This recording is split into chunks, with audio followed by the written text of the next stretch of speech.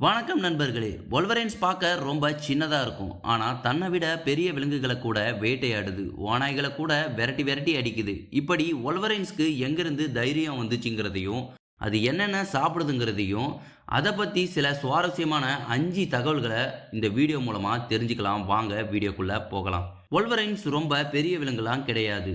சின்ன விலங்கு தான். தலையிலிருந்து வால் வர 6லிருந்து 109 சென்டிமீட்டரையும், தரையிலிருந்து 4 காலில் இருக்கும்போது 36லேருந்து 45 சென்டிமீட்டர் நீளம் வரை இருக்கும். அதோட வெயிட்டை பார்த்தோம்னா 9 கிலோல இருந்து 30 கிலோ எடை வரை இருக்கும். இது பல பிரெடேட்டர்ஸை கம்பேர் பண்ணும்போது ரொம்ப சின்ன சைஸ் தான். ஆனால் இதுங்களை பொறுத்தவரை உருவத்தை பார்த்து நாம் மதிப்பிடக்கூடாது. இதோட கால்கள் குட்டையாக இருந்தாலும் பாதங்களில் இருக்கக்கூடிய 5 விரல்களோட நகங்கள் ரொம்பவே ஷார்ப்பாக இருக்கும்.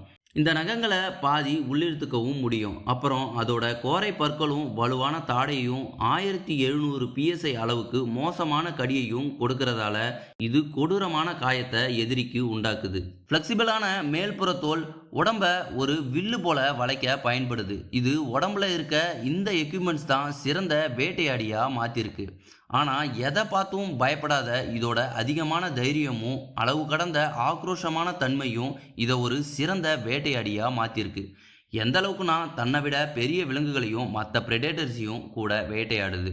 சாதாரணமாக வேட்டையாட நினைச்சதுன்னா முள்ளம்பன்றி, அணில்கள், சிப்மங்ஸ், மோல்ஸ், பீவர்ஸ், கோஃபர்ஸ், முயல்கள், லெர்மிங்ஸ் போன்ற சின்ன விலங்குகளை வேட்டையாடி சாப்பிடும். இது நமக்கு எந்த பெரிய ஆச்சரியத்தையும் கொடுக்காது. ஆனா இது இதோட மட்டும் நிக்காம கரிபோ, ரோமான், வெள்ளை வால்மான், ஆடு, செம்மறி ஆடு, கால்நடைகள், காட்டெருமை, அப்புறம் எல்க் மாதிரியான தன்னை விட உருவத்துல பெரிய விலங்குகளையும் இது வேட்டையாடுது.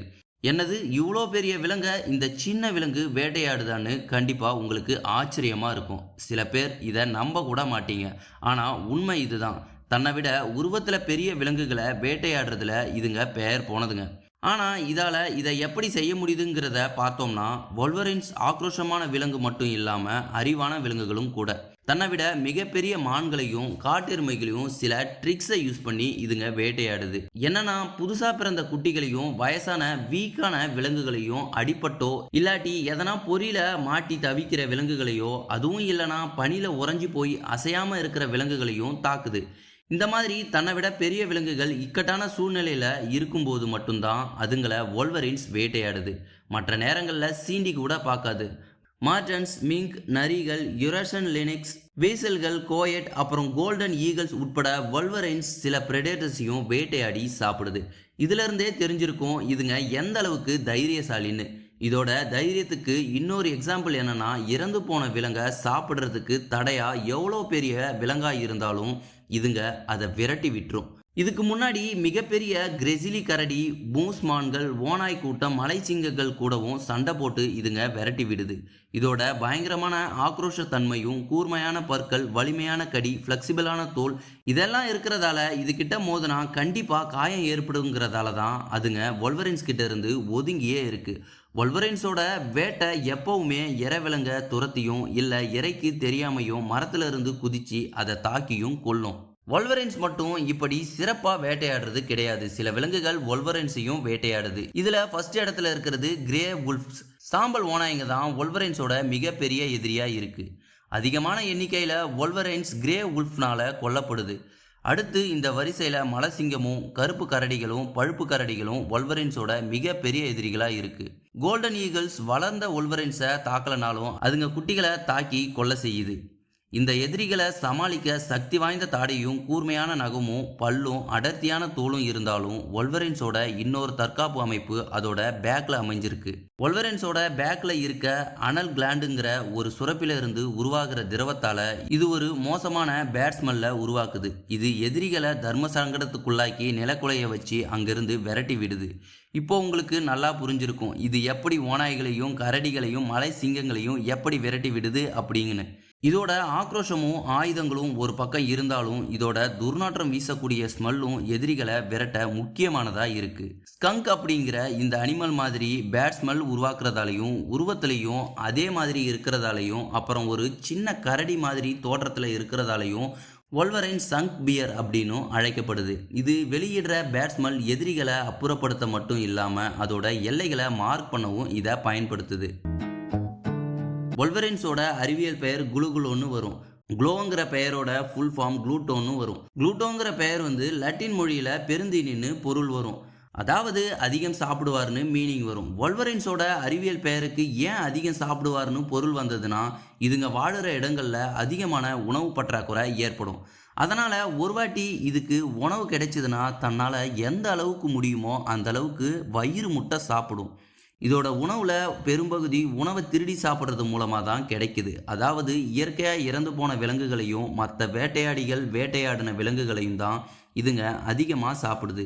இயற்கையோட துப்புரவு தொழிலாளர்களும் இதுகளை சொல்லலாம். ஏன்னா இயற்கையா இறந்து போன விலங்குகளை சாப்பிட்றதால பாக்டீரியாவோட வளர்ச்சி தடுக்கப்பட்டு சுற்றுச்சூழல் பாதுகாக்கப்படுது. இது ஒரு மிகப்பெரிய மாமிச உண்ணி.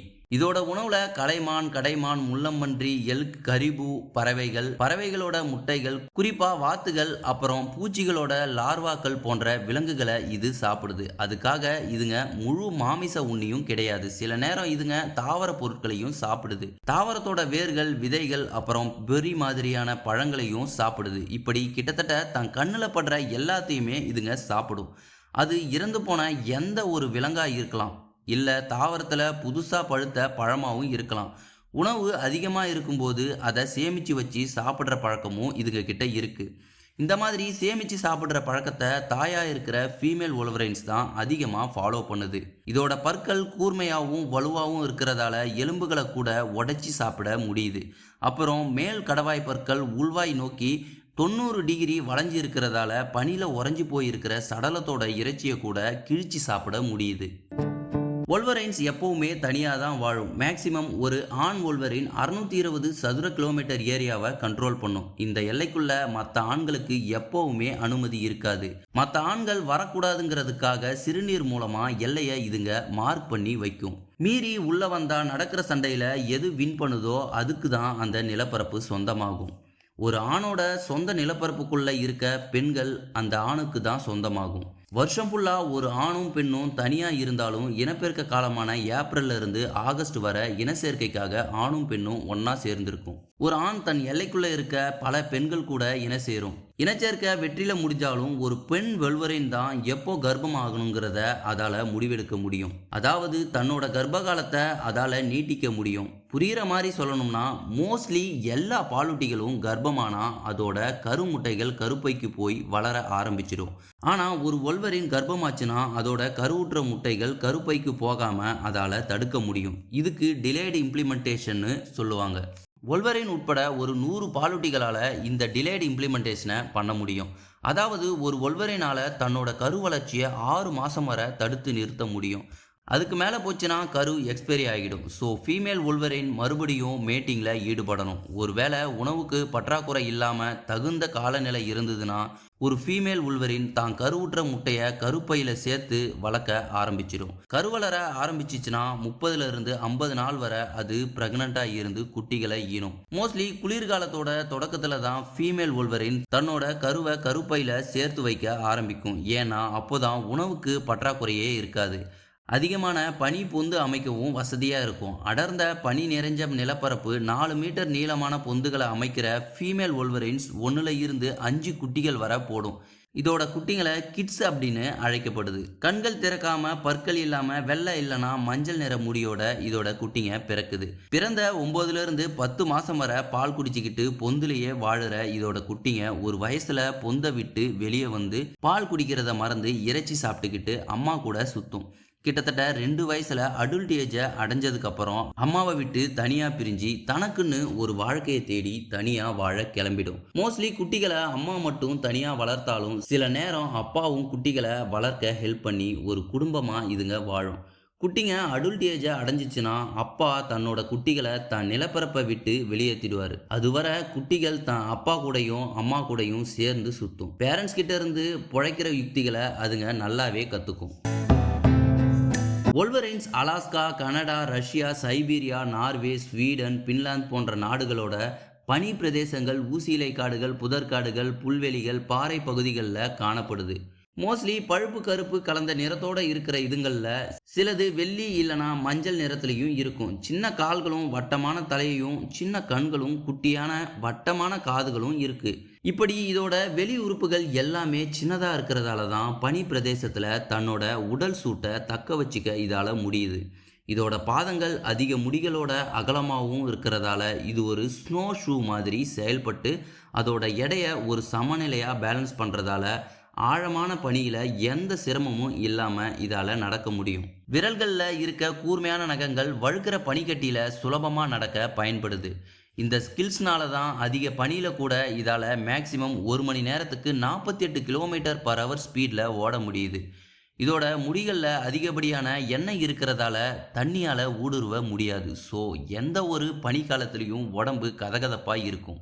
வொல்வரைன்ஸ்ல 2 கிளை இனங்கள் இருக்கு. ஒன்று அமெரிக்கன் வொல்வரின், 2 லுராசன் வொல்வரின். இதுங்களுக்கு இடையில சின்ன சின்ன வேறுபாடுகள் இருக்கிறதால 2 கிளை இனங்களா பிரிக்கப்பட்டிருக்கு. நீர்நாய்கள் ஹனி பேஜர்ல அடங்கிய வீசல் இல்லனா முஸ்லிடை அப்படின்னு அழைக்கப்படுற குடும்பத்துல நிலத்துல வாழுற மிகப்பெரிய உறுப்பினர் அப்படின்னா அது வொல்வரைன்ஸ் தான். சீ ஆட்டரும் அமேசான்ல வாழுற ஜெயின் ஆட்டரும் ஆப்பிரிக்கன் கிளாலஸ் ஆட்டரும் வொல்வரைன்ஸை விட பெருசா இருந்தாலும் அதுங்களாம் நீர்ல வாழுது.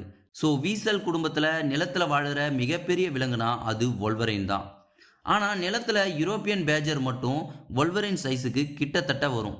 ஆனால் வொல்வரின்ஸோட சைஸ் அதுங்க எப்போவுமே தாண்டினது கிடையாது. வொல்வரின்ஸோட நகங்கள் ஷார்ப்பாகவும் நீளமாகவும் இருக்கிறதால ரொம்ப சுலபமாக இதுங்களால் மரம் ஏற முடியும்.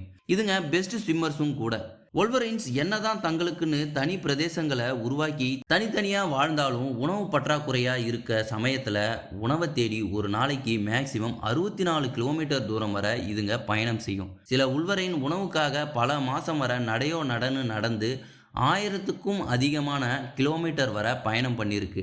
மோஸ்ட்லி எங்கெல்லாம் உணவுக்கு அதிகமான பற்றாக்குறை இருக்கோ அங்கெல்லாம் இப்படி வொல்வரின்ஸ் கிலோமீட்டர் தூரம் வரை பயணிக்குது.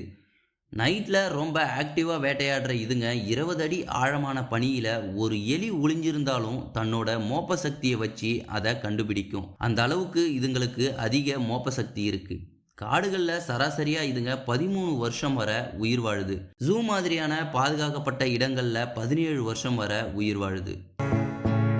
வொல்வரைன்ஸ் வேட்டையாடுறதுக்கு பனிக்காலமும் பொந்துகளை அமைச்சு வாழ்கிறதுக்கு ஆழமான பனியும் முக்கியமான ஒன்றா இருக்கிறதால காலநிலை மாற்றம் அதோட பனிக்காலத்தை குறைச்சி அதோட வாழ்வாதாரத்தை பாதிக்குது. ஓநாய்களை தவிர வொல்வரைன்ஸ்க்கு பெருசாக எந்த இயற்கையான பிரெடேட்டர்ஸும் எதிரி கிடையாது.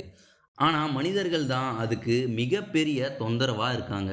காடுகளை ஆக்கிரமிக்கிறதாலையும் மரங்களை வெட்டி ரோடு போடுறதாலையும் பனிச்சறுக்கு வாகனங்கள் மூலமாக அதோட இடத்துக்கு போய் அதோட ப்ரைவசியை கெடுக்கிறது, தோலுக்காக அதை வேட்டையாடுறது, பொறி வைக்கிறது, விஷம் வைக்கிறது, இந்த மாதிரியான செயல்கள் அதோட எண்ணிக்கையை மோசமாக குறைச்சிடுச்சு. இதில் பெண் வொல்வரைன்ஸோட இனப்பெருக்க விகிதம் ரொம்ப கம்மியாக இருக்கிறதால அதனோட எண்ணிக்கை மோசமாக குறைஞ்சிட்டே போனது. ஆனால் இப்போது அமெரிக்கா, கனடா போன்ற நாடுகள் அதோட எண்ணிக்கையை பாதுகாக்க சில சட்டங்களை உருவாக்கியிருக்காங்க. ஸோ இப்போது பெருசாக எந்த பிரச்சனையும் இல்லாமல் அதுங்க இருக்குது. IUCN அதுங்களை குறைஞ்ச அக்கறை கொண்டதாகவும் பட்டியலிட்டு இருக்குது. ஸோ இதோட வீடியோ முடிஞ்சிச்சு நண்பர்களே. வீடியோ பிடிச்சிருந்தா லைக் பண்ணுங்கள், கமெண்ட் பண்ணுங்கள், ஷேர் பண்ணுங்கள். இந்த மாதிரி இன்ட்ரெஸ்டிங்கான வைல்ட் ஃபேக்ட்ஸ் பற்றி நீங்கள் தெரிஞ்சுக்கணும்னா நம்ம சேனலை உடனே சப்ஸ்கிரைப் பண்ணி வச்சுக்கோங்க.